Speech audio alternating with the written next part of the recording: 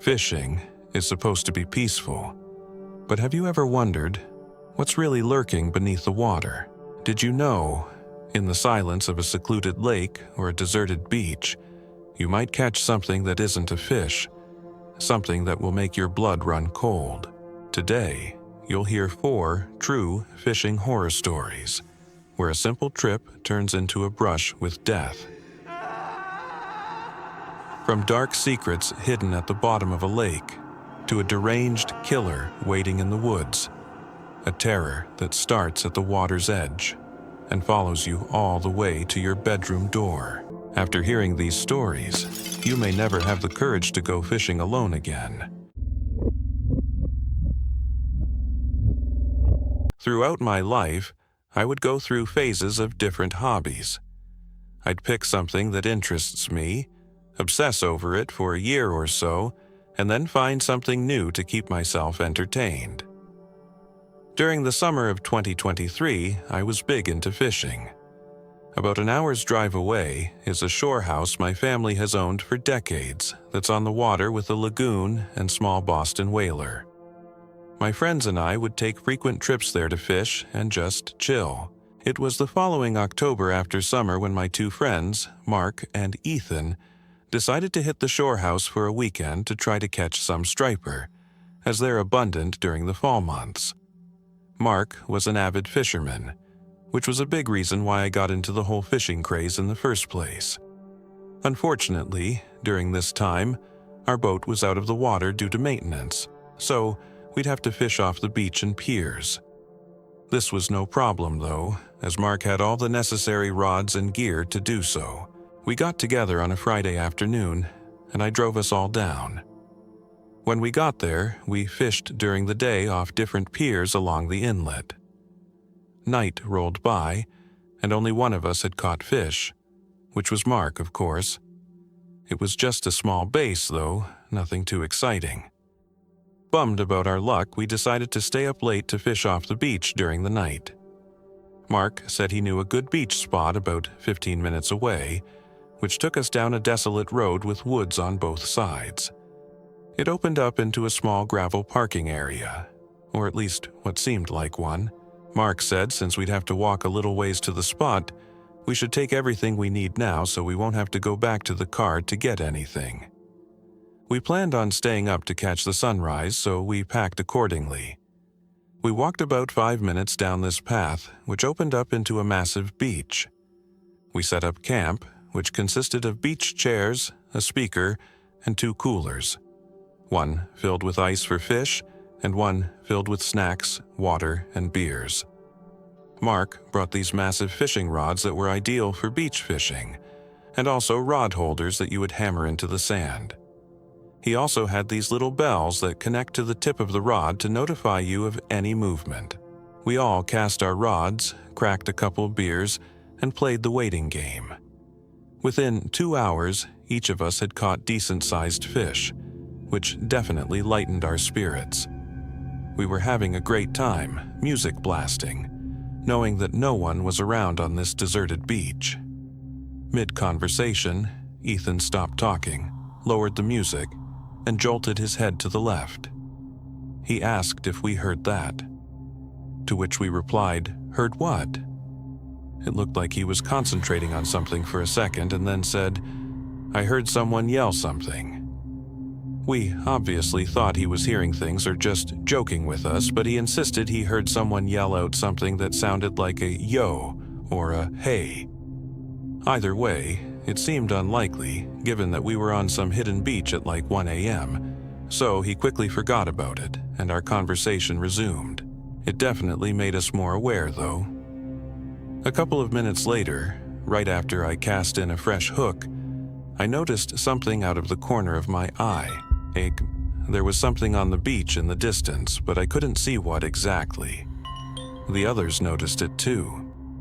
As it got closer, we realized what it was. A person walking towards us. We grew silent and turned off the music. He came up to us. It was a middle-aged white man, maybe 40 or 50. He was wearing a dark blue jacket with a hat and hood up.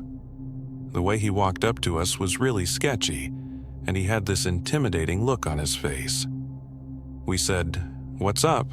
kind of awkwardly. He just eyed us down for like 10 seconds, and then said in a low voice, "What are you boys up to?" It was pretty apparent what we were up to. Mark said, "We're fishing." He let out some grunt of acknowledgement and nodded his head. He didn't say a word after that and just stood there looking at us.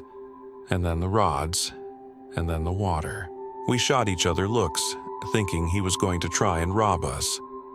There's no way he could have taken on the three of us, though. The bell on one of our rods broke the silence, notifying us that we had potentially hooked a fish. I said, "We got one." Kind of directed at everyone, but mostly that weird guy in hopes that I would get some response out of him like a normal person. I walked over to the rods and reeled in a small striper. When I went back to unhook the fish, that man had turned around and left. We watched as his dark silhouette faded away into the night. We made sure that we had all of our belongings, then sat and just talked about how odd that encounter was. He left without harming us, though, so we concluded that he was just some weird man who was now, thankfully, out of our business. We kept the music off just to be cautious and cracked a few more beers as our conversation transitioned to different topics. At one point, while staring into the horizon, I thought I heard something in the distance. It took me a second to realize what it was, but when I did, my heart dropped. It was a car alarm. I knew it was mine. It was the only car in that lot, and no houses were out there for probably miles. We started panicking and decided to run back to the car, leaving all of our stuff behind. It took us a couple of minutes to get there, and when we did, I was completely distraught. My tires had been slashed, and my driver's side window had been shattered.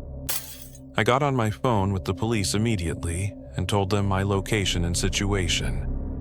The operator asked if I knew who may have done it, and we said some sketchy guy came up to us as we were fishing.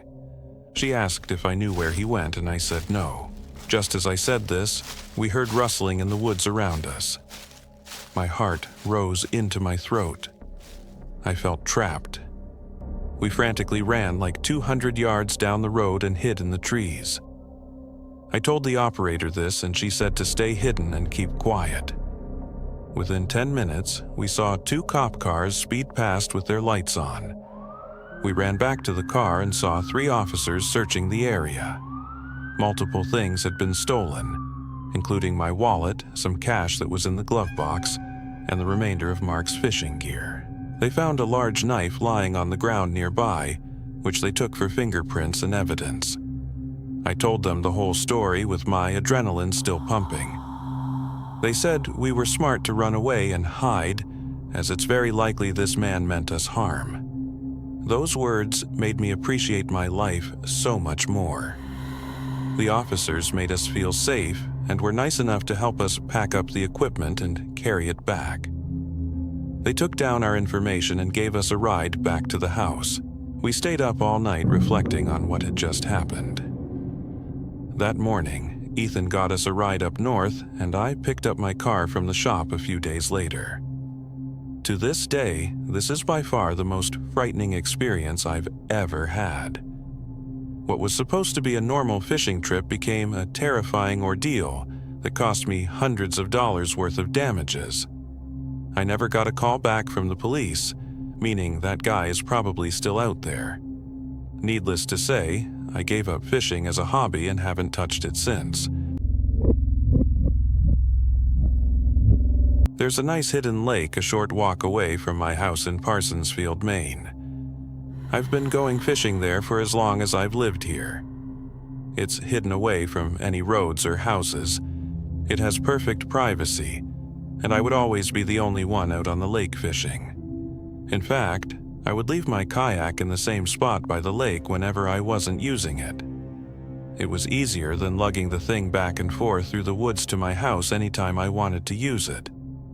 I would leave it leaning up against this huge tree every time. The kayak is heavy enough to not fall over from a windstorm or anything, and I also leave it covered to prevent critters from taking refuge inside. It was a warm summer's evening. I'd been out on the lake already for about an hour, and I'd caught a few trout already, which I'd thrown into the cooler. It was dusk at this point. The little bit of light left in the sky was disappearing behind the trees. I was going to bring it in soon, and just then, I heard sounds from the edge of the lake. I turned and saw someone standing at the edge of the water, tipping a barrel of some kind over, pouring its contents into the lake. It looked to me like they were polluting the lake with something. I took it upon myself to yell out, "Excuse me, what are you doing?" The person looked up at me, and he then ran into the woods with the contents of the barrel still pouring into the water.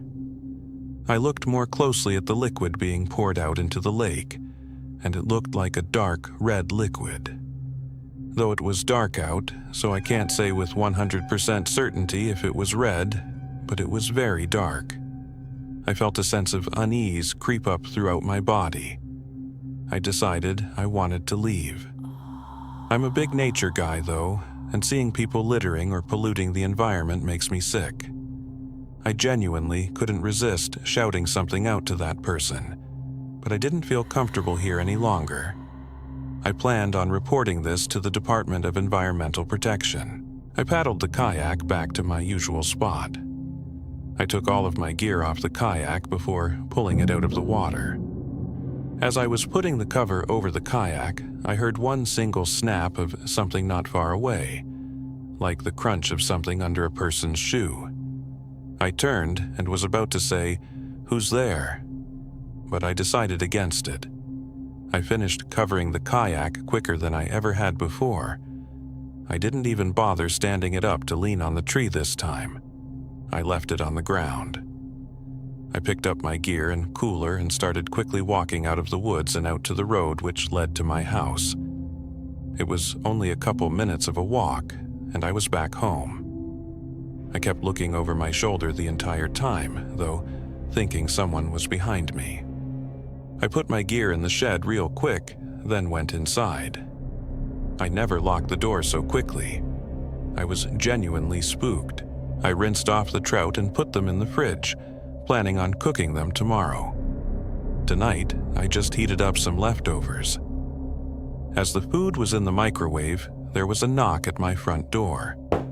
The fear and dread that I was feeling the entire walk back to the house returned in an instant, and my suspicion that I was being followed home was basically confirmed. I mean, who else would be knocking on my door this late? My lights were on, my car was in the driveway. Whoever it was knew I was in here. I had all the shades closed, though, so nobody could look inside. They knocked on the door again. The microwave beeped as the timer hit 0. I'm sure whoever was outside heard it. All the windows were cracked open, and a moment later, there was a knock now on the window, and a man's voice said through the screen, "Excuse me, I think you saw me at the lake earlier. I'd just like to explain myself." There was absolutely no chance I was opening the door to this person. For them to stalk me to my house told me this was a dangerous person. They repeatedly knocked on the window and kept yelling, "Hello," through it. I decided to acknowledge him now that he was getting more aggressive. I yelled, "Yo, leave or I'll call the police." I intended to either way, but it was still a threat to get him to leave. The man responded calmly now, saying, "Sir, if you could just open the front door, I'll explain everything to you." I repeated my threat, and I didn't hear his voice again. At this point, I shut and locked every window in the house and turned on the AC. I also made a report to the non-emergency police number, detailing both the barrel being dumped into the lake and the man coming to my house. I also made an online report with the Department of Environmental Protection. Making these 2 reports honestly made me feel a little better about going to sleep that night, but thank God I'm a light sleeper. In the middle of the night, around 2 a.m., I heard a crash from downstairs. I immediately sprang out of my bed and grabbed my Glock from the closet. I heard someone's attempt at quiet footsteps coming up the creaky wooden steps. I had my Glock loaded in hand as I stood behind my dresser right by my closet, aiming at the door. I heard very slow creeping towards my door. My bedroom door is closest to the stairs, so it was naturally the first door that they would approach. And sure enough, I heard the doorknob slowly press down, and then the door pushed open. I saw nothing but the man's silhouette enter the room. I flicked on the lamp next to me so he could see my gun, and I screamed, "Get on the ground, now!" He raised his hands in the air and seemed for a second to be motioning for me to calm down. He had a small blade in his hand. I told him to drop it, but then he said calmly, "I'm leaving," and he turned and ran for downstairs. I yelled at him to stop, but he clearly took the chance on me being too afraid to pull the trigger. I heard him leave through the front door. I ran downstairs to lock the front door right away and then call 911. My living room window was shattered. Glass was all over the floor. I kept my sight on that broken window until the police officers showed up. I had to explain that I already made a non-emergency report of what happened earlier, in fear of waiting too long by morning for the barrel to be gone. In the darkness, I went with two of the officers who showed up to my house to where I saw that man dumping the barrel into the lake. But after 20 minutes of walking around looking for it, it was gone. The man must have made sure not to leave it behind. I gave my best description of the man to the police for their report. The man was a short, bearded white man with a receding hairline and glasses, wearing a black flannel shirt and black pants. After the police left, I stayed in the living room all night with my gun next to me, watching TV. No way in hell was I going to sleep with a broken window and some nut job out there. At dawn, my brothers came over to help me fix the window. My brother Daniel stayed at the house while my other brother and I went to Home Depot to get the window and parts. Daniel stayed at the house with me for a few nights until things cooled down. My not-so-wild theory is that the barrel contained human remains, possibly dissolved in some kind of acid. Why else would that man follow me home and then break into my house to potentially murder me? Trust your gut if something feels wrong. I knew if I opened my door to that man, something terrible might have happened to me. I've been fishing for as long as I can remember. I'm almost 50 years old now, and even though I've been fishing thousands of times, I can't think of any other way I'd rather spend the rest of my life. My kids are all off living their own lives, and things around the house are quiet now. You could hear a pin drop most of the time. Sometimes I miss the old days, being able to throw the pigskin around with my boys in the backyard, but some things just aren't in the game plan anymore. I usually fish with my pals from college, but more often than not, I find myself going at it alone, like a lone wolf. This was one of those times. I haven't stepped foot outside upstate New York in over 15 years. I don't see a reason to. We've got some of the best fishing lakes in the country, and I plan on making full use of them. It was mid-April in the early season, just after the ice out and before May hit. For whatever reason, I decided I wanted a more secluded spot this time around, so I chose a nondescript lake in the middle of nowhere that was pretty small. I drove up an hour before sunrise so that I could be out on the water when the sun poked through. I unstrapped my kayak from the roof of the car and made my way over to the lake. I rowed out to the middle of the lake and admired the beautiful, early colors starting to paint the sky. It felt like home. You can bet your bottom dollar I'd never trade a day like this for anything.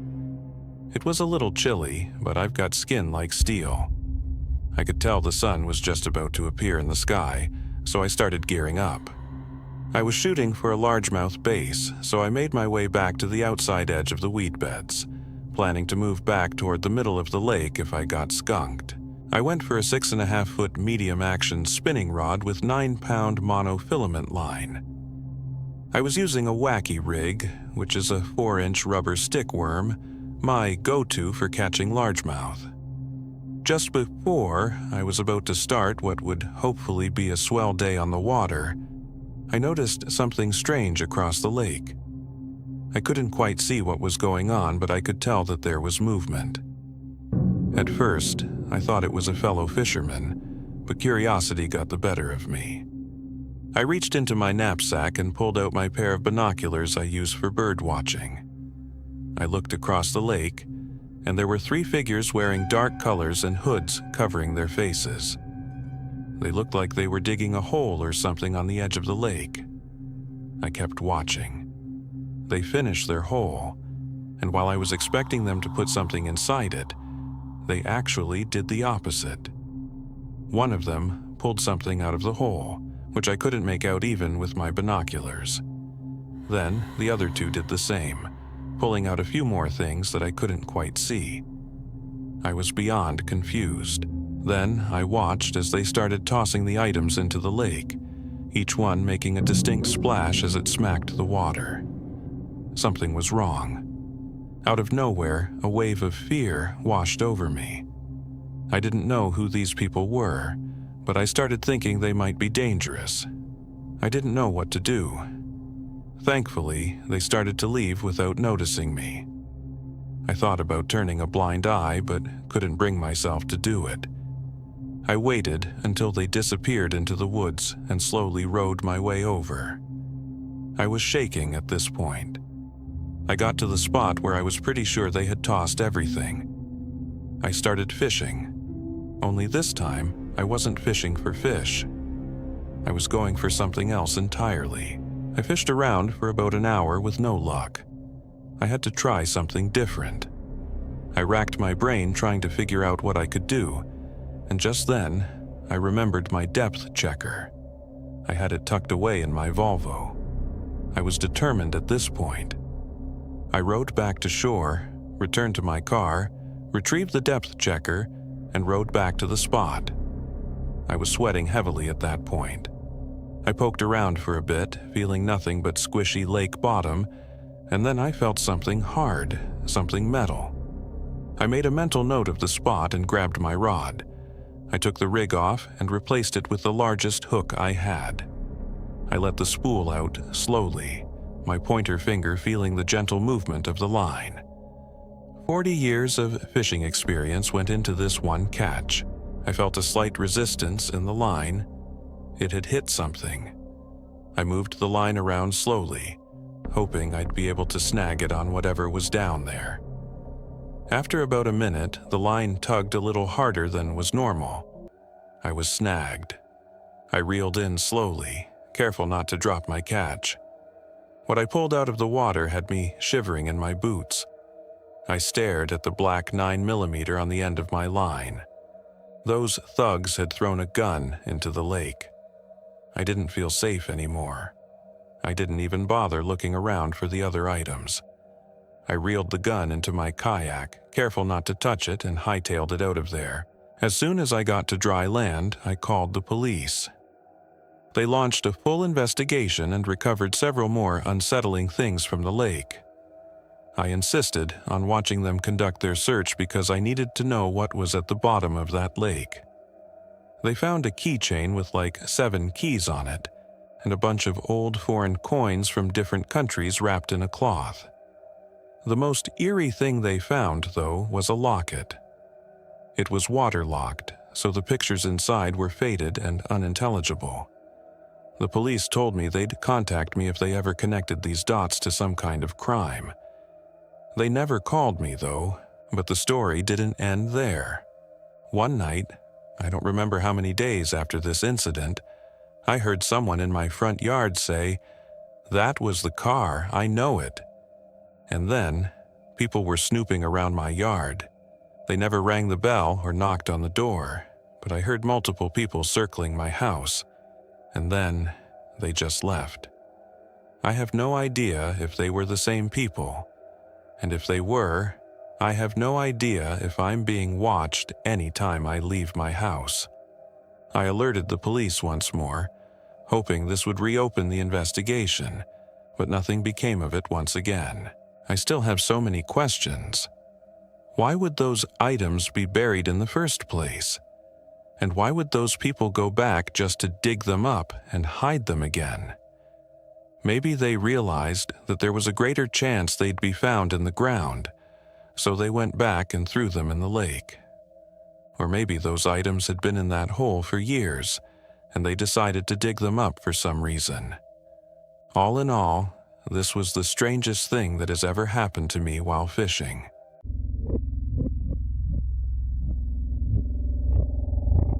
Ever since I was a little kid, all the older men in my family would take me fishing every opportunity they got. It was like some family ritual. I, being the youngest, meant that I was next in line to become an expert, like all of them claimed to be. The ones who took it the most seriously were my dad and his brother, Chris. Our houses were decked out like the ones you've probably seen on fishing shows. I won't go into detail, but if you took a step into my house, you'd instantly be able to tell my parents spend more time on the water than on the land. This is actually his story, not mine. My dad's a pretty hard guy to scare, but let me tell you, whenever he tells this story, it's like he's a different person. He doesn't like talking about it, but every so often, at a family gathering or a special occasion, one of my relatives will ask him to tell it, and he will. My dad's name is Mike. He was fishing with my Uncle Chris and their close friends Nick, Jake, and Ryan. They had set out early, before the sun had even broken the horizon, heading to a remote spot they had all agreed was prime fishing territory. This place was a couple of hours boat ride from the nearest marina, tucked away in a secluded cove-type area that few bothered to explore. It was known among them for its abundant bass and the occasional pike. The day started like any other fishing trip, with the boat cutting smoothly through the mist rising off the water. Everyone sharing stories and jokes over the hum of the engine. They anchored the boat in a familiar cove surrounded by dense forest. Ryan was the first to crack open a beer, even though it was so early in the morning. My dad tells me all the time that Ryan is his wild friend, the one who tends to drink a little more than he should. They fished for hours, the only sounds being the occasional splash of a lure hitting the water and their own laughter. Oh, and the occasional crunch of empty beer cans that they were drinking like water. As the day wore on, they had their fair share of catches, each one sparking a small celebration. As dusk approached, the light began to wane. A dense fog rolled in from the water. My dad describes it as the boat literally being swallowed by fog. Nick, who was the most experienced fisherman of the group, kept saying that he had never seen fog so thick. That's how unnatural it was. Jake, the jester of the group, was almost as drunk as Ryan, both of whom were seemingly unfazed by the fog that had ensnared them. It was starting to get dark. They had originally thought they could just wait out the fog, but it didn't seem to be going anywhere. My dad and Nick agreed that Chris should just try to drive the boat out of the cove and into the open ocean, where the fog probably wouldn't be as dense. Chris agreed, but even though he was typically the most cautious, he only narrowly avoided colliding with the shore. He refused to risk further damage to his prized boat. They reluctantly came to terms with the fact that they'd probably have to spend the night on the boat. My dad made the point that they'd need to tell their families about the situation. And of course, they had drifted into an area of the cove that had no signal. My dad needed to handle some business at work, so neglecting the problem was not an option. He offered to go ashore in search of a signal, and Nick and Jake said they'd join him. Chris would stay back to guard the boat, and an increasingly inebriated Ryan. My dad, Jake, and Nick made their way over to the shore and jumped out of the boat, only getting slightly wet. My dad made a point of snagging the emergency flares in the boat, just in case they got lost and needed to signal Chris to come find them. The three of them made their way into the pitch-black woods, lit only by the shine of their phone flashlights. My dad and his friends have all done their fair share of camping, so it wasn't like a forest scared them too much. They began trekking uphill, hoping that higher ground would give them a better chance of finding a signal. My dad always made a point of emphasizing how dark, yet eerily foggy, the forest was. You could practically feel yourself slicing through the fog. Just as they were adjusting to the dense atmosphere, a series of strange clicking noises began to permeate the silence, first emerging from directly in front of them before encircling them completely. These sounds were unlike any forest sounds they were familiar with. It was rhythmic, yet erratic, as if someone was tapping out a code meant only for the woods themselves. The distinctiveness of the noise made one thing clear. It was human-made. The realization that they weren't alone hit them like a freight train. Nick, the most seasoned of the trio when it came to outdoor survival, whispered urgently for them to turn off their flashlights. "Don't give away our position," he hissed, with a note of genuine concern in his voice. As the lights switched off, the darkness became thicker than the fog. The clicking noises stopped abruptly, replaced by a silence that seemed to weigh on their chests. Time lost meaning as they stood there frozen, unsure of their next move. I'm sure they were all thinking the same thing. The idea that they might have stumbled upon some kind of clandestine gathering or a woods cult was terrifying. Then, as suddenly as it had stopped, the silence was broken by rustling noises, this time much closer. Then silence again. And then a guttural scream echoed through the trees. A sound so primal and full of anguish that it rooted them to the spot. Before they could process what was happening, rapid stomping noises thundered through the woods towards them. The three men took off back the way they had come, acting on fear and pure instinct. My dad fired the flare gun behind them. The flare cut through the fog, lighting the woods up for a moment.